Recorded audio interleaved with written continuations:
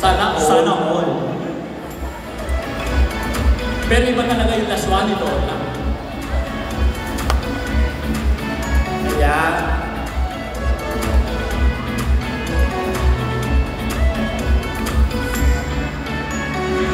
Paano kayo lang nangyari yan? No? Yes. Pinakita yung mga pictures ng SPA natin. At nagkaroon ng photo opportunity. Ayan. Oh, thumbs up. Ayan. Oh, thumbs down. Okay.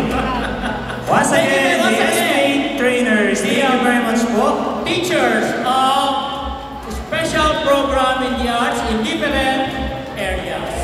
Okay. Okay, and partner. O, partner.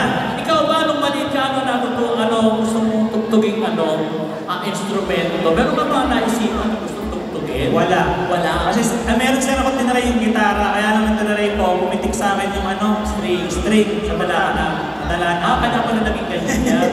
Okay, ako kasi ang gusto ko talaga noon, piano. No? Akala lang natutunan ko tugtugin piano. Kaya hindi ko na tinuloy. Kinain ko na lang yung piano. Pero actually, nagturo ko sa St. Paul, si Sister Alberta, nagpipiano, tinuturuan ko na kami ng mag-piano. Oo, kasi music teacher ako. Bago-bagong graduate ako noon. Oo, totoo yun. Natuto ka naman, sir. Hindi naman ako interesado eh. Hanggang yung daliri ko mamaga dahil kapupupok niya ng pagkamot niya sa likod. Si Sister Maberta. Yun ang namin noon. Opo. Sinip ko to. Okay. So much of that. Are you ready? San Miguel National High School! Ready na ba kayo? Ayan. Isang malakas na palakpakan na. Ayan.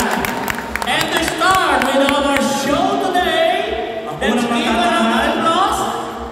SMNHS Dance Room from grade 7 kung saan sasayawin nila ang katutubong sayaw na parang bangkang nasa tubig at Pansin Panyo. Ito ang mga sayaw na ito ay nagmula sa ating lalawigan, sa lalawigan ng Bulacan.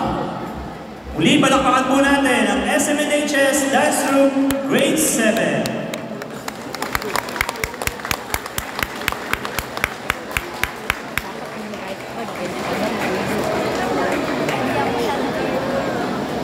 Sinabi mo na, pero bigyan sa isa.